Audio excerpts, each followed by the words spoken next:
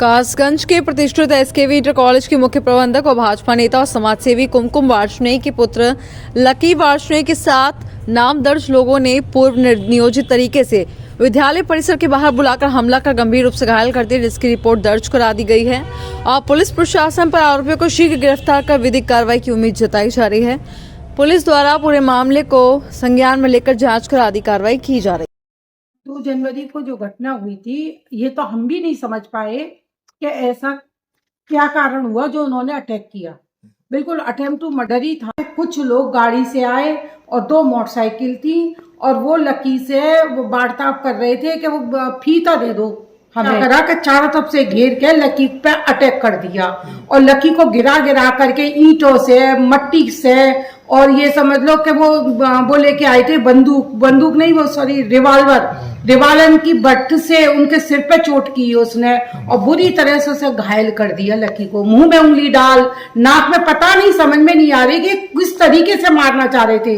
मुंह को पूरा उंगली डाल डाल के चीर दिया, नाक में उंगली डाल डाल के नाक को चीरा उन्होंने, और सिर की ये जो है पसलियां उसकी वो हो गई, डैमेज हो गई है, और सिर में जो चोट आई है, हाथ की जो कंधे की उसकी हड्डी टूट गई है। और वो करके वो चीखा है, खूब चिल्लाया है कि बचाओ, क्योंकि ये सारी वारदात मेरे सीसी कैमरे में आई है, तब मुझे सारी बात मालूम पड़ी है। वो ये बता रहे थे कि हमें शरद ने भेजा है, रोड पे गड्ढा हो गए थे, तो इससे पहले मेरे स्कूल के बच्चे पढ़ते थे, तो उसकी जो गाड़ी चलती है उसका पहिए नीचे आकर के थोड़ा पलटने से बच गया था। और मैं हर साल की तरह उसमें बारिश के बाद मट्टी मुझे डलवानी पड़ती है, क्योंकि वहां पर ग्रीनलैंड है और ये वो जो कीड़ा क्षेत्र है।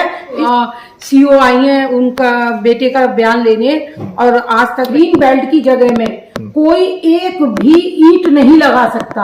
आज तक ये खुद इतने साल हो गए इन लोगों पे जगह है, ये अपने प्लॉट में बाउंड्री तक नहीं लगवा पाए। क्यों नहीं लगवा पाए? क्योंकि प्रशासन लगने ही नहीं देगा।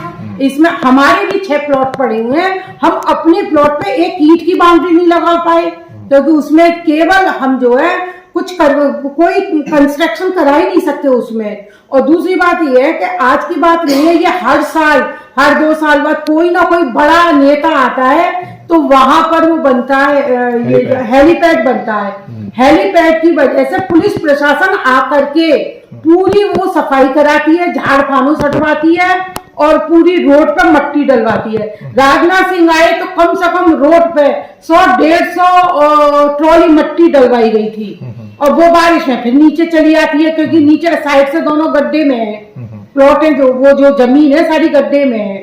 तो ये कहां से ये लोग कहेंगे कि हमारे प्लॉट पे अपने प्लॉट पे तो मैं एक ईंट रखवा नहीं सकती, दूसरे प्लॉट पे मैं कंस्ट्रक्शन करवा लूंगी।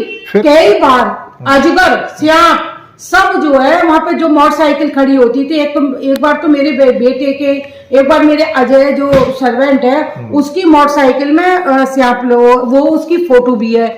ऐसे करके अजगर, श्याप वगैरह सब आ जाते थे। स्कूल में बच्चे आ रहे हैं तो क्या बच्चों के लिए ये ऐसे अजगर और इनको करे तो मेरा स्कूल चल जाता? मेरा एक ही बेटा था, उसे बिल्कुल अधमरा छोड़ गए हैं, बहुत बुरी हालत में छोड़ गए हैं। मैं तो मुख्यमंत्री जी से यही कहूंगी कि ये जो टीवी पे बार बार दिखाते हैं कि यहाँ पर क्राइम खत्म हो गया, ये हो गया, वो हो गया पूरा, हालांकि मैं बीजेपी की हूँ, मैं भी यही सोचती थी कि सब कुछ हो गया, मगर मेरे बेटे के साथ ऐसा हुआ। मैं तो इनसे रिक्वेस्ट करती हूँ कि इसका दूध का दूध, पानी के पानी करें, और बिल्कुल जानलेवा जो हमला किया गया है उसको तो कम से कम सजा दे। ऐसा क्यों किया मेरे बेटे के साथ? ना मेरे बेटे की किसी से दुश्मनी, न मेरी किसी से दुश्मनी, कभी आज तक कोई ऐसी बात भी नहीं हुई, और आए तभी भी उन्होंने कोई ऐसी बात नहीं कही, अचानक उन्होंने हमला बोल दिया। मैं भूमाफिया हैं जो दूसरी पार्टी के भी हैं और कुछ लोग अपनी पार्टी के भी हैं,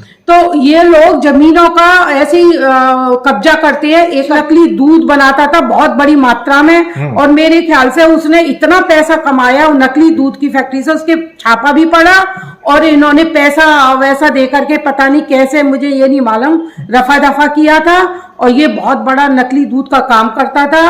और ये जो है अशोक जो है इतना क्रिमिनल है, उसका बेटे के पास, अशोक के ऊपर भी कई FIR हैं, और बेटे ने जो है उसके बेटे के पास कम से कम 25 FIR है, और पिछली उसमें उसने वो गोली कांड भी किया है, जो उसके 307 भी उसके पास लगी है। मैं तो पुलिस से यही कहूंगी, प्रशासन से यही कहूंगी कि इतने बड़ा क्राइम अगर उसने पहले किया तो उसको सजा नहीं दी तो ये आज ये कांड नहीं करते, अगर पहले ही उसे सजा मिल गई होती तो। भरोसा है, अभी भी मेरे को कुछ भरोसा है कि ये लोग शायद कप्तान मैम और ये सीओ मैम कुछ सही करें, और लगता मतलब यही है। अगर नहीं हुआ तो बाद में फिर देखेंगे क्या कहेंगे जी।